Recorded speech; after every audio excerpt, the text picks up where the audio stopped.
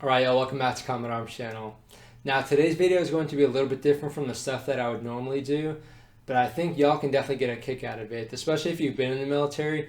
You might understand that sometimes when you're in the military, you have to purchase your own equipment, whether it be for convenience, because sometimes, you just want to bring out your own equipment. You don't want to be responsible for, what you actually get issued.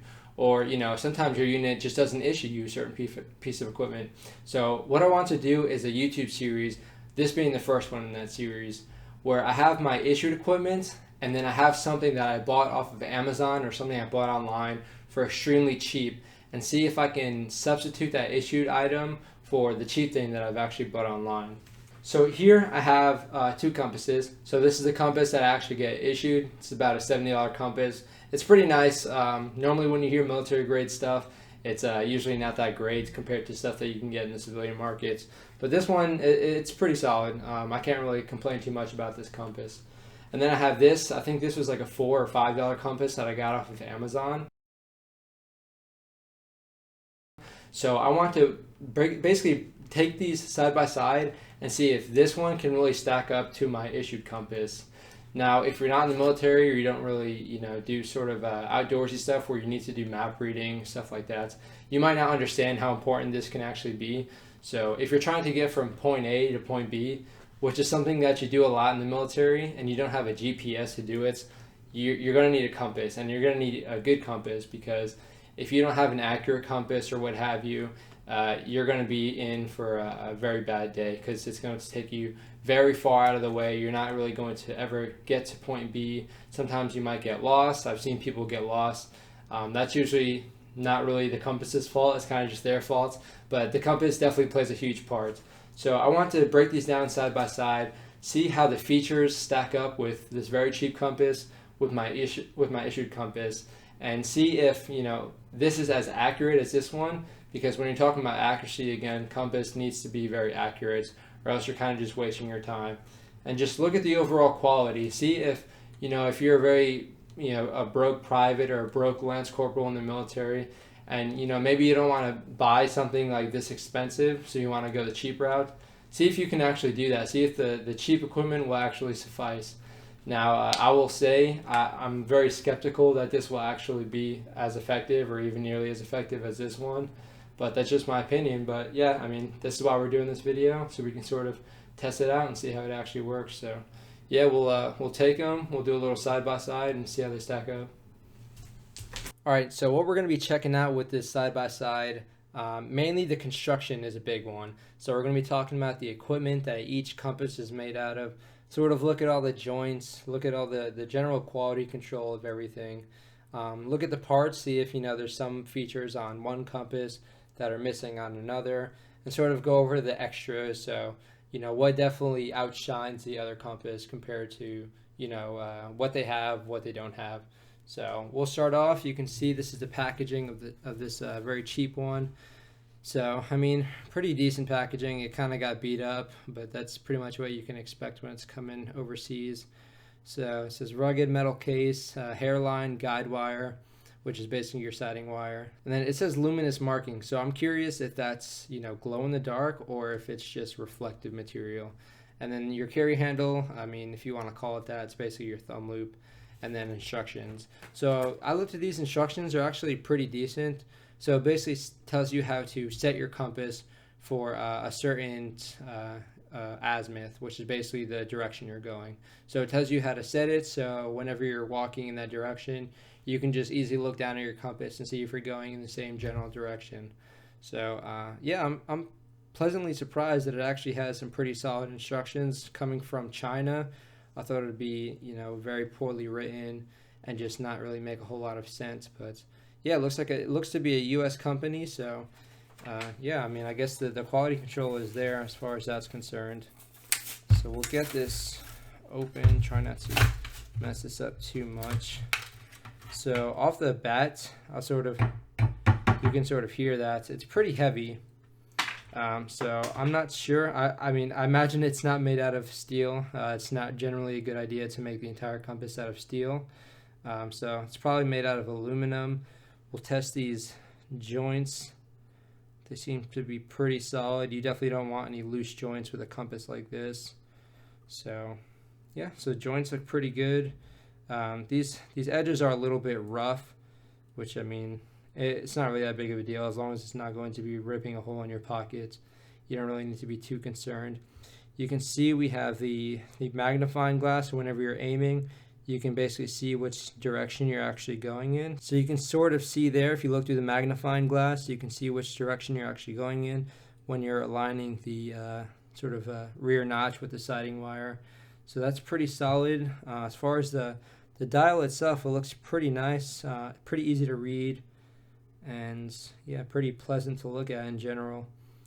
Flip over to the back, pretty simple, nothing crazy going on there. So overall construction and quality seems pretty solid. We have pretty good movement out of the dial itself, so that's always good. You don't ever want one that's overly sticky, because you know it risks the chance of it getting stuck, and whenever you're actually moving, that's not going to be a good time if you think you're going in one direction and you're not. So I'll quickly open up this one. This is a aluminum compass, except for this is steel.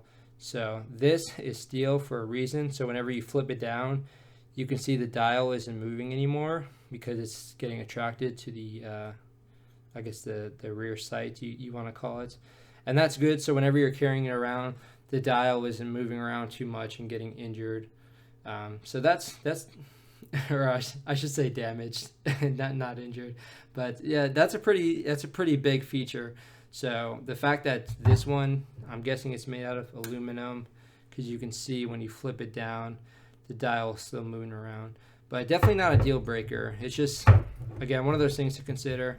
So this is pretty solid. Again, this is a nice compass. So the joints are pretty solid. Nothing to worry about there. When you're actually trying to aim, it'll do its job. You can see the degrees there again. The notch is a little bit more, I guess it's just slightly better cut, a little bit deeper. But, I mean, it shouldn't really matter too much. Now we're talking about the wire. This wire looks to be gold, while this one's black. So this one will be a little bit easier to see. This wire is slightly thinner, so that might be kind of a pain in the butt when you're actually trying to aim. But again, not really a huge deal breaker. All right, now let's move on to those extra features, stuff that really sets the compass apart from other compasses. So I'll start with the issued compass just because I'm more familiar with that.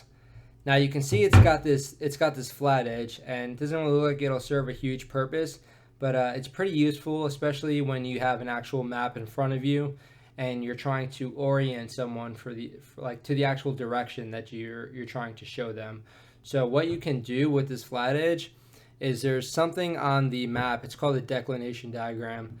But basically, what you can do is align this straight edge with that declination diagram and rotate the map. So you can actually rotate it and show them, okay, this is north on the map, but this is north in real life. So you can actually show them, you know, this is direction we're going, this is where things will generally be happening. So it's pretty useful. And then you can see you also have these indentations. And I mean, I haven't personally used them. I wouldn't recommend using them myself, because normally you would have a map protractor to actually do all of this. But if you don't have one and you have a 1 in 50,000 scale map, you can actually use these indents to plot points on the actual map. So you can line these indents, these bigger lines, with the grid squares, and you can use the smaller indentations to actually plot points. So it's pretty helpful, you know, if your protractor breaks or what have you, or you just lose it for some reason, you can resort to that. So that is an option. And you can also see this cord hanging from it. I mean, it kind of just looks like, you know, whatever, you can throw that around your neck, but really it's like a dummy cord.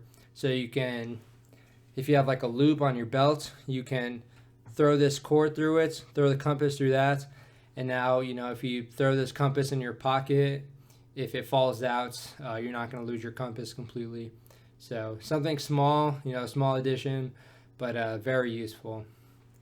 Now you can see this sort of ring with indentations on the outside. That's called the bezel ring.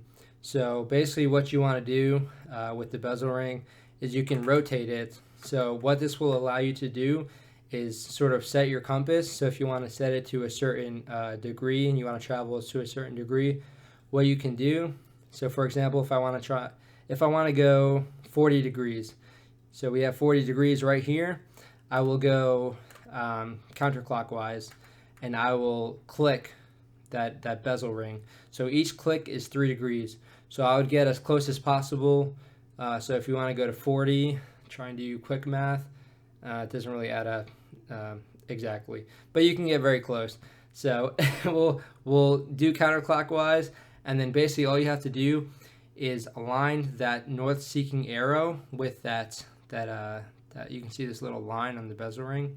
And basically once those are aligned, you know you're going 40 degrees. So you can see it's generally on 40. And that is super helpful when you're talking about night land navigation, for you to be able to set it before it gets dark. If you want to go to a certain degree and you know you're only going to be traveling that, you can set it before it gets dark. Make sure it's solid. If you can't see it, you can also just listen or feel the clicks, and you can set the degrees like that.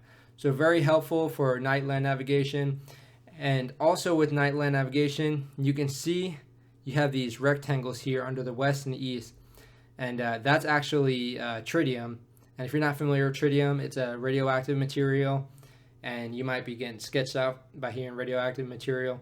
But it's nice. It's very safe for humans. And it's nice because it glows. So you'll see tritium used in watches or other applications. So totally safe and very nice at night. So I'll turn this light off and we'll see if we can actually see the tritium glowing. So we have tritium over the east and west. We have tritium on the north-seeking area. Tritium on this little bar right here on the bezel ring. So we'll just put that back. And then we also have tritium, you can see over the above and below the aiming wire. So very nice if you want to do that at night. So we'll turn off the light and see how it looks. Right, so yeah, you can see it very, very clearly. So yeah, it's really nice when you have that very positive glow, especially at night. It's very reassuring that you can actually see where you're going. So you can see, again, there's a tritium on the north-seeking arrow under the east and west. And then we also have tritium up here that I didn't actually mention before. But if you need to reset your compass, you have this fixed black line right here. And you can also just align that tritium insert with that fixed black line and then reset it from there. And then again, you can see you have these tritium inserts above and below the siding wire. So very, very good glow on that tritium. And while we have the light off, let's see if we can find any tritium in this compass. So I'm not seeing any huge glow. So yeah, I mean, that makes sense. Tritium is pretty expensive to do in certain applications. And for a $4 or $5 compass, I can't really ask for there to be tritium in there. That's asking for a bit much. So we'll get this light on and then we'll take a look at this other compass and see how it actually stacks up as far as features. All right, now let's take a look at this compass. So you can see this compass also has a bezel ring. So that's pretty nice. The clicks aren't as firm.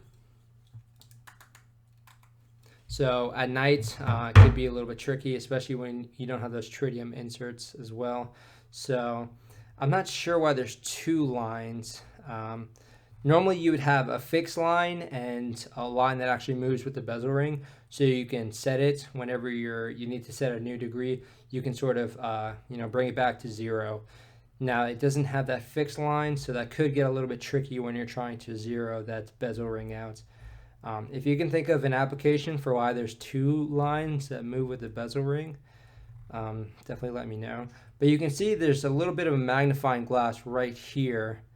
So that's pretty convenient. If you're looking straight down, it'll give you a little bit more of a positive view of the actual degree you're actually going to. And you can see with both of these, it's got degrees on the inside and then mils on the outside. So if you're not familiar with mils, it's basically something that the military uses. I think 17.7 mils are in a degree. So it's just a little bit more accurate if you're doing, a fire mission, calling for fire or what have you, or giving specific directions. So it's nice for both of these compasses to sort of have that, especially if you're talking about the military application. Now this one doesn't have that straight edge, it doesn't have the tritium inserts. I'm not really, you can see with the arrow, the west, south, and east, it's slightly reflective. And you also have this metal bar that's kind of reflective, but that's just because it's shiny. So we don't have a whole lot of luminosity as far as that's concerned. But I mean, as far as what we're looking at right now, it's pretty nice. I can't really complain too much about this. For a $4 or $5 compass, it's pretty solid. The quality is pretty there. The dial is pretty high quality. The glass looks really nice. There's good clarity. The thumb loop, I mean, it's a little bit tighter. It's kind of harder to get my thumb through it, but I mean, yeah, it's there. So even with my big hands, you can use the thumb loop. And yeah, again, I can't really complain too much about these. So I think what we're going to have to do next is take these little, I guess we can call it, out in the field, and see how the accuracy of this compass stacks up with my issued compass. Now I will bring my issued compass to a declination station to actually make sure it's accurate, because I wouldn't want to say that this one is accurate and this one isn't when this one actually turns out to be accurate. So I will make sure that this one is accurate before we actually do our little test. But yeah, I'm excited. I'm kind of surprised so far. This is a much nicer compass than I could have expected for $4 or $5. I mean, it's going to be kind of hard to beat. So we'll take these out and we'll see how they stack up as far as accuracy is concerned. All right, guys. So real quick, let's check this out.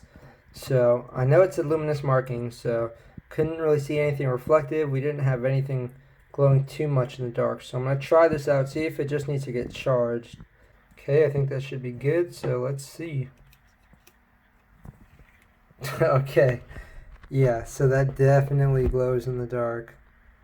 Wow, that's pretty solid. I mean, and you got the north, south, east, west. I mean, you probably could just do with the north, east, and west, but I mean, yeah, they kind of outdid themselves. Now, I don't know how long that would last, but the fact that it is somewhat glow in the dark, if you really need to use that's pretty solid. Yeah, I mean, this thing is just kind of shattering my expectations, not gonna lie.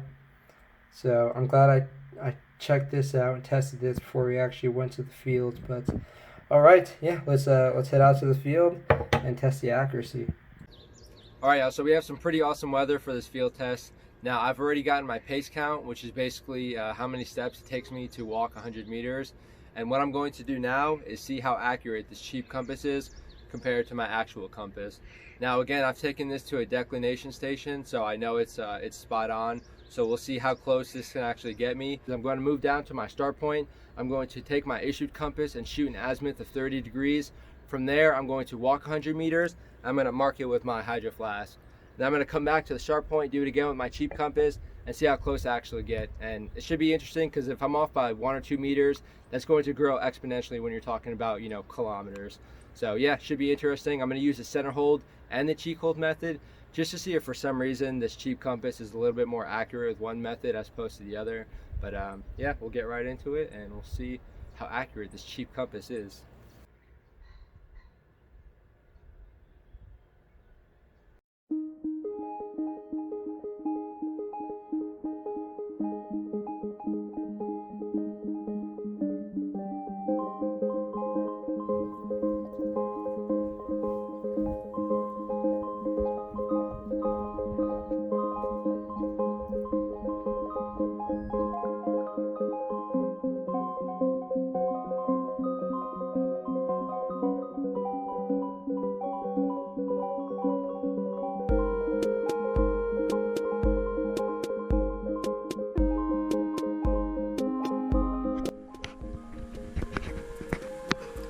So as y'all can see, I'm about 5 meters off, and it's a little bit tricky with this one. The dial likes to get stuck.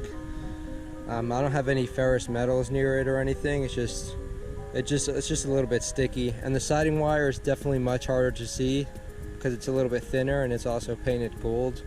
So just things to keep in mind. I'm thinking the center hold might be a little bit better, but yeah, even still, taking breaks every 10 paces, still about 5 meters off.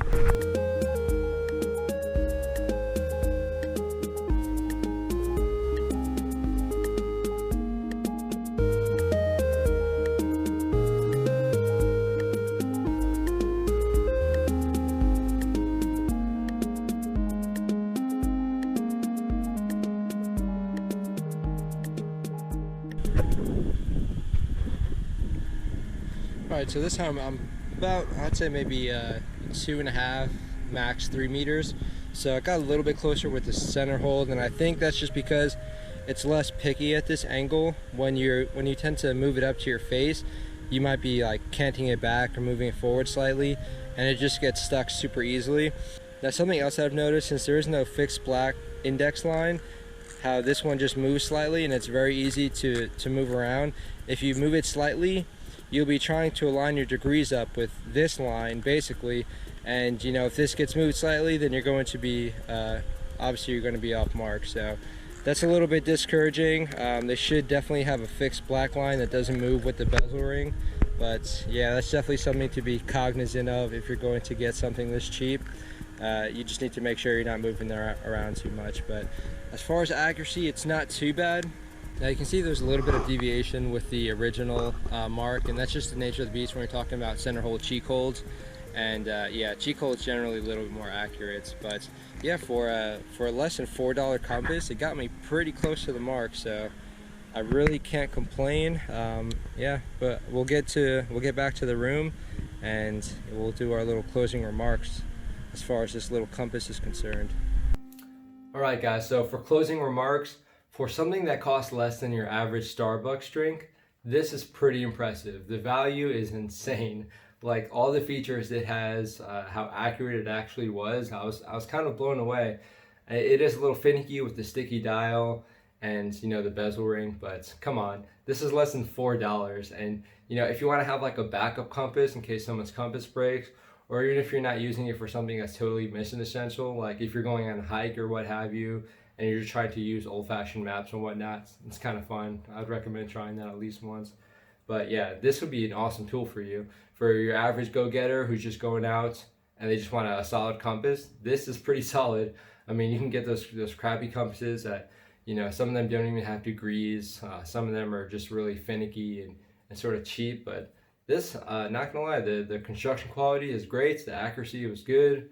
And it's got a lot of good features if you want to use it for a multitude of things. So, I mean, for less than $4, I can't really ask for anything better than this. So, that's it for this video. Let me know what you guys think. I'm gonna try and do more videos like this, as far as buying really cheap stuff off of Amazon and comparing it with my issued stuff. But yeah, let me know what you think, because I had a lot of fun doing this. It was really weird because it definitely shattered my expectations. But yeah, let me know what y'all think. I hope you guys enjoyed the video, and I will see you all in the next one.